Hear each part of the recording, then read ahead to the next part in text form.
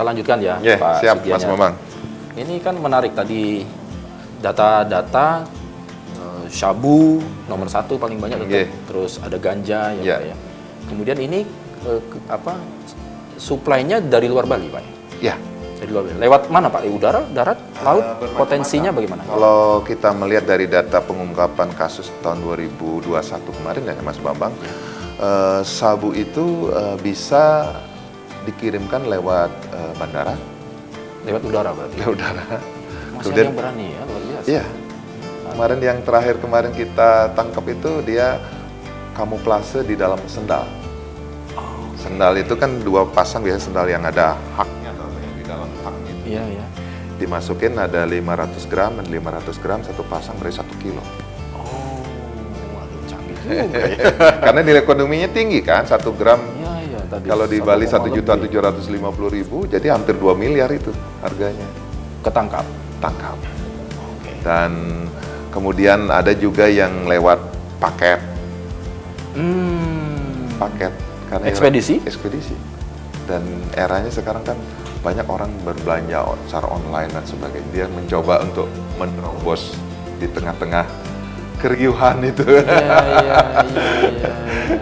Nah, itu juga kita pantau, kita lakukan itu. Kemudian ada juga yang unik mungkin Mas Bambang pernah mendengar namanya sistem roket.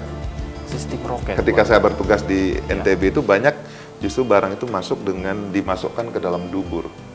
Mohon maaf. Oke. Nah, kenapa roket? Karena dia berbentuk roket karena dibungkus sabu itu dengan kontrasepsi kondom. Satu kondom kurang lebih beratnya sekitar 100 gram.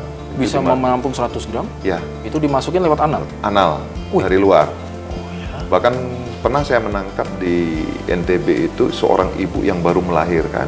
Itu dia bisa menampung 3 roket dengan berat 300 gram. Luar biasa. Bayangkan. Berarti kalau lewat roket, maaf ya Pak ya, lewat anal tadi berarti dia tahu Pak ya, Apanya? barang itu adalah barang berbahaya, tapi tetap nekat. Ya, karena faktor ekonomi. Kebutuhan keuangan tadi. Kan sementara kadang-kadang kita ditangkap, digeledah, saya tidak tahu ini titipan. Ya, ada juga ya begitu ya Pak? Ya, itu kan memang ngeles. Modusnya ya? Modusnya. Ngeles. Karena di situlah karena faktor ekonomi, karena kalau sistem roket itu saya tanya itu dia satu roket tuh hargai 10 juta. Satu ini 10 Ya, juta. kalau 3 dibawa roket 30 juta. Wah, luar biasa. Iya. Jadi lewat udara ada. Lewat udara ada, lewat paket juga ada, juga lewat Pelabuhan Gilimanuk juga ada kan. Mereka bisa menggunakan sarana angkutan, dia membawa mobil. Bahkan kemarin kita membawa lewat mobil di kamuflase lewat mobil barang ya. Itu ganja loh Mas Bambang, banyak 44 kg. 44 kilo. Jadi pakai karung, jadi karung itu di kamuflase, tidak semuanya isinya barang-barang ini sesuai yang dikirim. Ya, hasil dikirim. Ternyata ada ganjanya ada ganjanya. Nah, di sinilah peran BNN berkaitan dengan jaringan informasi yang kita bangun di seluruh Indonesia dengan BNN jajaran, dengan BNN RI.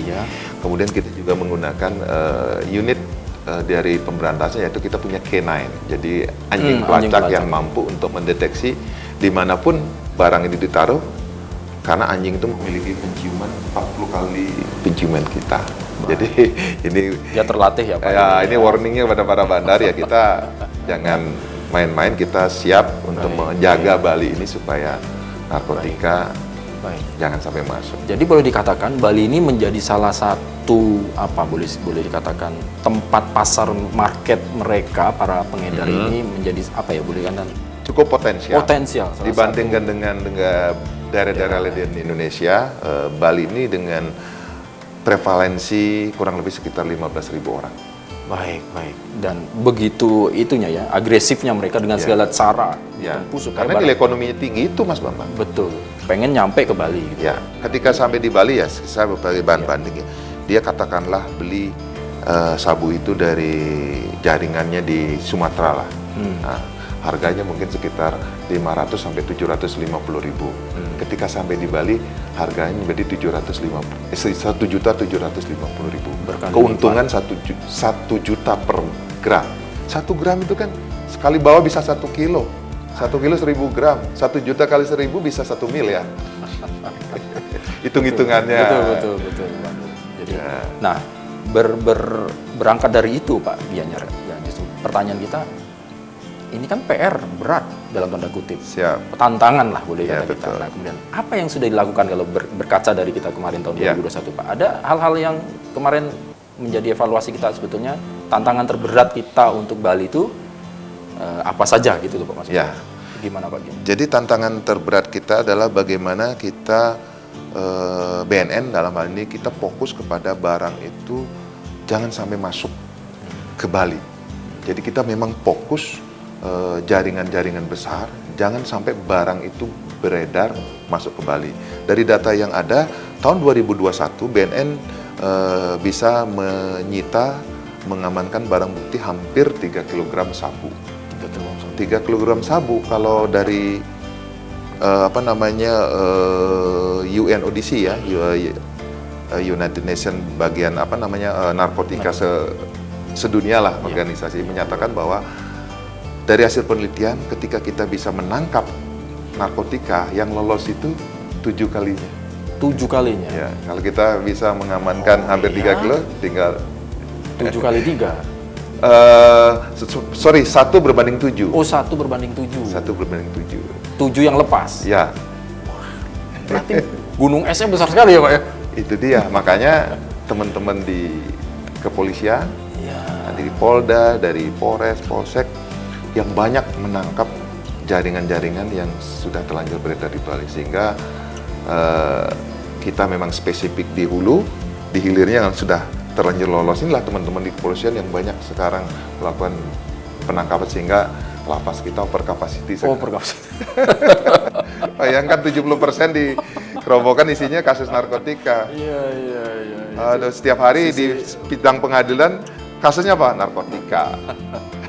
Pasal 35 tahun 2009. Sedih ya Pak ya, prihatin Pak ya. Itu sangat yang menjadi keprihatinan kita semua. Anak-anak muda lagi. Ya.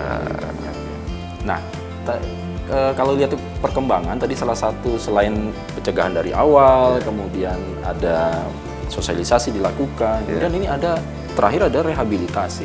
Sepertinya BNN sangat gencar. Meyakinkan kepada masyarakat bahwa yang paling penting itu diobati, bukan dihukum. Ya, pendekatan kita pendekatan kesehatan, bukan pendekatan hukum. Nah, pendekatan kesehatan. Ini gimana kalau dengan rehabilitasi ini Pak Gianyar? Mungkin bisa dijelaskan kepada masyarakat. Ya, ini masyarakat kan banyak yang masih ragu-ragu. Saya sudah bertugas hampir 6 bulan di sini, lebih dari 6 bulan. Saya selalu setiap saat meyakinkan Mas Bambang bahwa rehabilitasi adalah sesuatu yang harus dilakukan bagi mereka yang merupakan pecandu atau korban penyalahguna yang istilahnya bahasanya sudah terlanjur memakai narkoba. Karena orang kalau memakai narkoba, dia si anak tersebut katakanlah ya, dia sudah merasa di zona nyamannya. Dia memakai narkoba karena menyerang sistem saraf kan.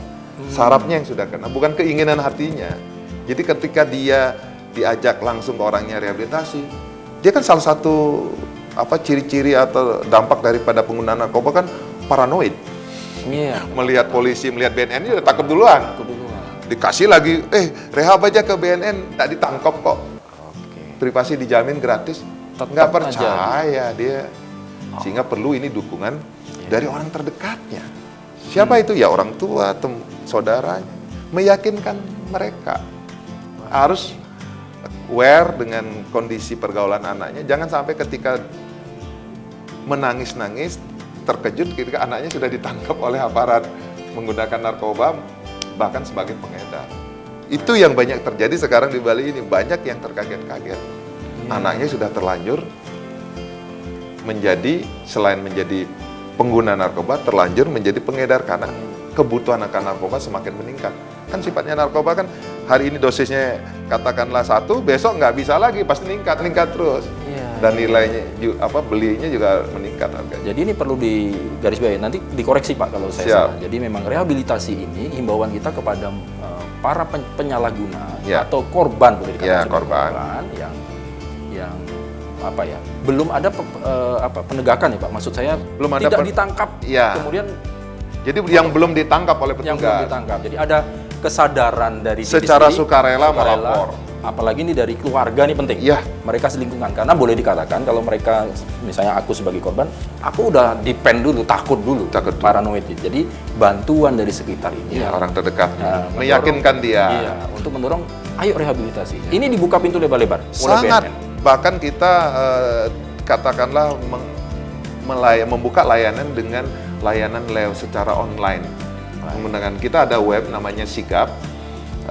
Di sana itu sudah ada, kita kalau ingin rehabilitasi kita mendaftar, bahkan kita bisa berkomunikasi dengan petugas.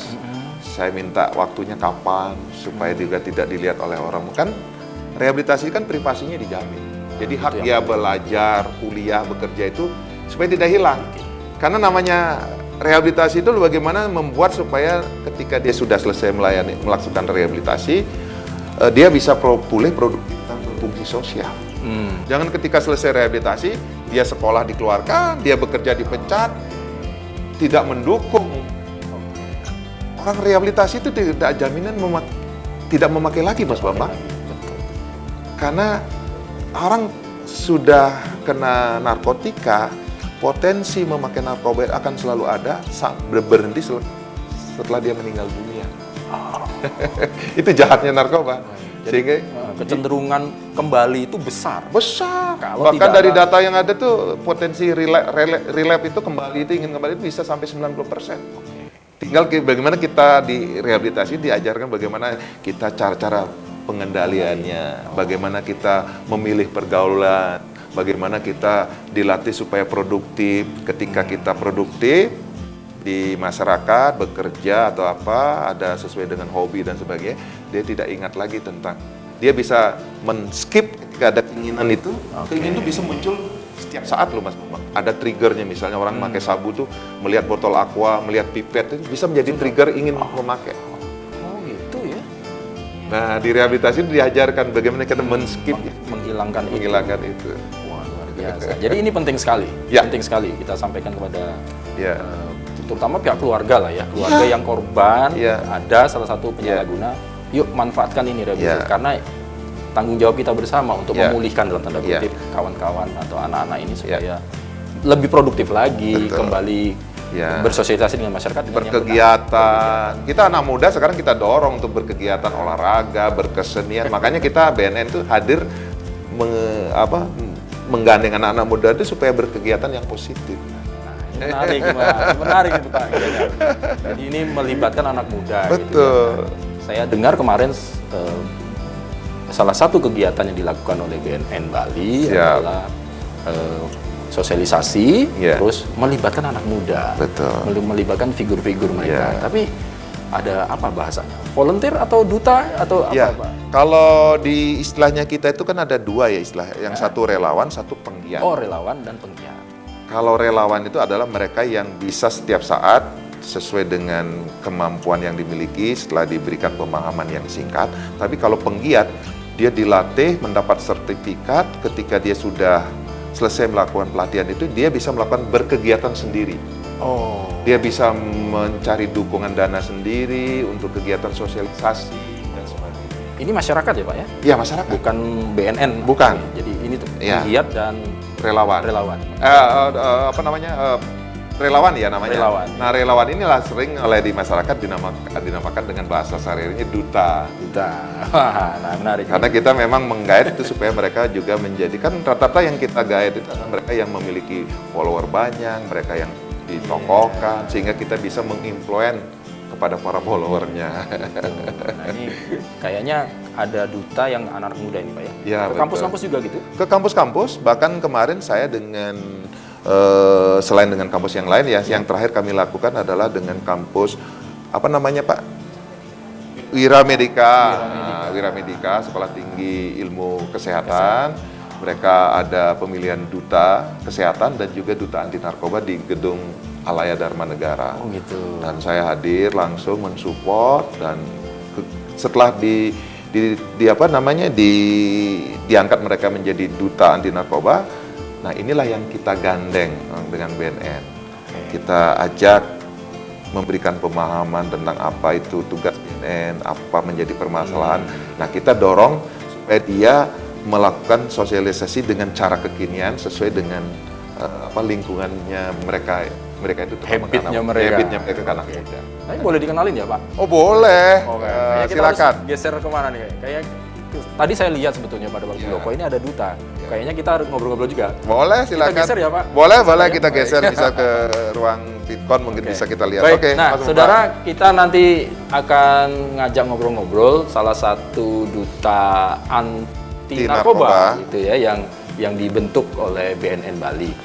Kita harus geser ke sana kayaknya sembari kita host tour di Office tour. Office tour. Baik, kita lanjutkan setelah yang satu ini. Ayo Pak. Oke, siap. Aduh, luar biasa.